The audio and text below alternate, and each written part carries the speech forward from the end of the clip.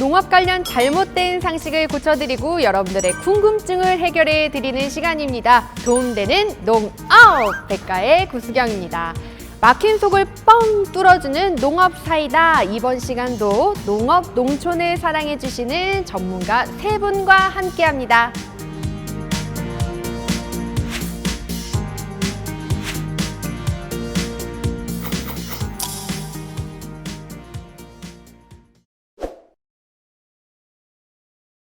네, 든든한 세 분과 함께 농업 상담 진행해 보도록 하겠습니다. 저희에게 정말 많은 사연이 들어왔는데요. 계속해서 질문 하나씩 천천히 드리도록 하겠습니다. 이외에도 궁금한 게 있다 하시는 분들 계실 텐데요. 여기 아래 보이시죠? 농업인 지킴이 농업인 교류센터 홈페이지와 전화 상담도 활짝 열려 있습니다. 자, 첫 번째 사연입니다. 저는 2년 전부터 위아래로 붙어있는 농지 중 위쪽을 사 농사를 짓고 있습니다. 제 땅 위로는 맹지라 아래쪽 농지를 통해 출입했는데요. 얼마 전 아래쪽 농지 주인이 바뀌었습니다. 그런데 그 주인이 길에 통나무를 쌓아두고 사냥개도 풀어놔서 정말 위험한데요. 상황을 이야기하니 내 땅이니 다니지 말라 해서 경찰에 신고했지만 민사 문제니 서로 잘 타협하라네요. 아래 농지 주인에게 다시 이야기하니 그냥 제 땅을 싸게 팔랍니다. 하지만 저는 그러기 싫습니다. 저는 어떻게 해야 할까요? 와, 정말 답답하겠어요. 이거 뭐 지나다니는 통로에 통나무를 놓고 지나다니지 말라는 소리거든요.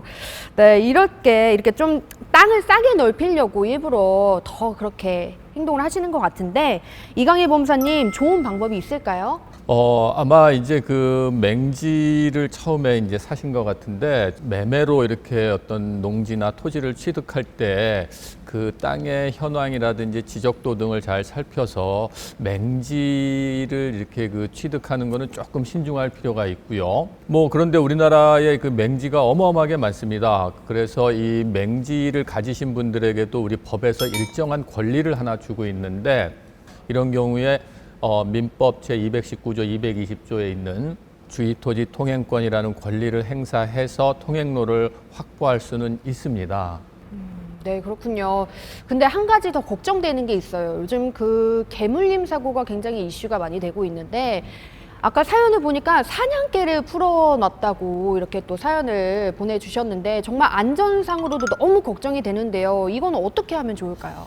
출입로 쪽에 땅을 가지신 분이 이제 그 뒤에 맹지를 좀 싼 값에 이제 그 취득을 하려고 일부러 이렇게 좀 괴롭히는 것 같은데, 경우에 따라서는 뭐 폭행이나 협박이 될 수도 있고, 또 그 개가 이제 뭐 나를 물어서 내가 부상을 입는다면은 이제 뭐 상해죄 내지는 과실치상.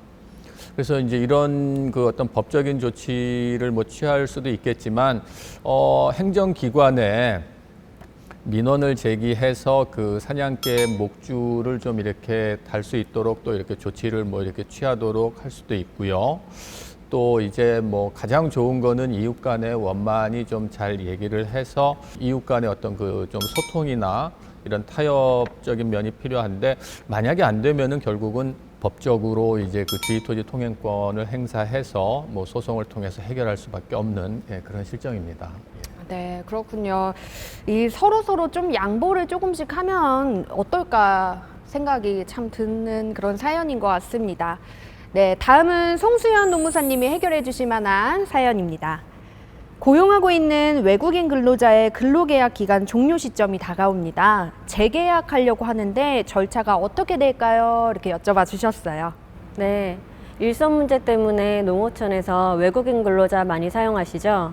외국인 근로자 근로계약 기간을 갱신하고자 할 때에는 고용허가 만료일 60일 전부터 그 고용허가 만료일 직전 그 당일까지 관할 고용센터에 방문하셔서 이때 갱신할 근로계약 기간이라던가 임금이 적혀 있는 근로계약서를 첨부하셔서 외국인 근로자 고용허가 연장 신청서를 제출하시면 됩니다. 그런데 제가 알기로는요, 이 대한민국 비정규직 취업 비자가 3년까지 체류가 되잖아요. 만약 3년이 다 돼가는데 이 사람이 일을 너무 잘해. 놓치고 싶지가 않아요. 그럴 때는 어떻게 하면 될까요? 네, 최초 입국 후 3년이 지나게 되면 연장 활동을 하셔야 되는데요. 취업 활동 기간 만료일 1개월 전부터 7일 전까지, 아까와 조금 기간이 틀립니다. 사업주가 직접 관할 고용센터를 방문하셔서 신청을 해야 됩니다.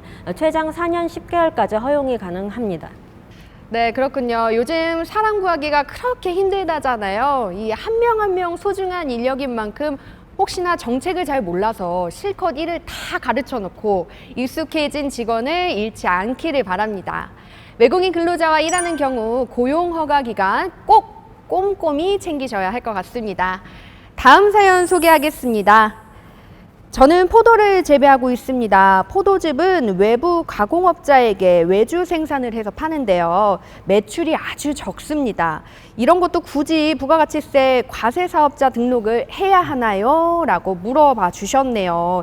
세금 문제는요, 늘 들어도 아주 어려운 것 같습니다. 기지훈 세무사님께서 알려주셔야 될 것 같은데요.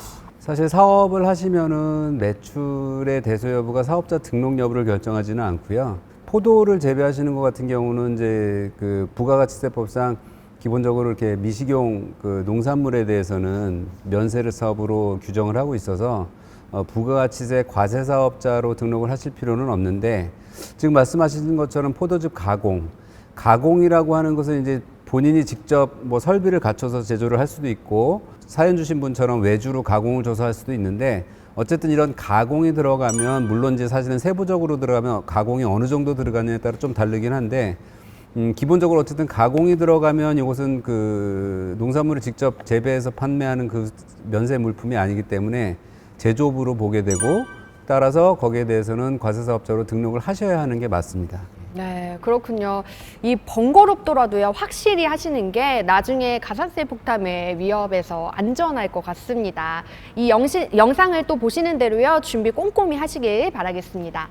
자, 세무사님, 부가가치세 과세사업 사업자 등록 절차는 어떻게 되나요? 말도 어려워요, 그죠? 네. 어떻게 될까요? 그러니까 사업자 등록이라는 건 이제 내가 사업을 하겠다라고 이제 신고를 하는 셈인데요. 그래서 사업자 등록에 보시면 이제 사업자 등록번호를 부여받고 사업자로서의 지위를 부여받는 건데, 기본적으로 과세사업자 사업자 등록을 하는 절차는 뭐 업종에 따라서 여러 가지가 다를 수 있는데, 근데 기본적인 사항만 말씀을 드리면, 어쨌든 이제 사업을 하려면 사업장이 있어야 되잖아요. 그래서 그것이 이제 자가가 됐든 뭐 임대를 해서 하게 된다 뭐 하면 이제 뭐 임대차 계약서가 필요할 거고요. 자기가 하려는 사업에 그 사전적으로 필요한 뭐 인허가가 필요할 수 있고 이런 부분들이 있기 때문에 그런 것들은 좀 개별적으로 확인을 좀 하셔서 그런 필요한 요건들을 갖춰서 그 신분증 가지고 가까운 세무서 방문하시면 될 것입니다. 예.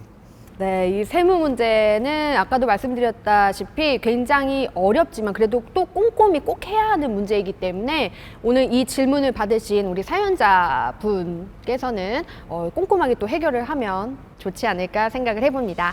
네, 농민 여러분 궁금증 잘 해결되셨나요? 도움되는 농업 백과는 계속해서 골치 아픈 고민을 사이다처럼 뻥 뚫어줄 방법을 갖고 찾아올 테니까요. 기대 많이 해주시고요. 와줘요.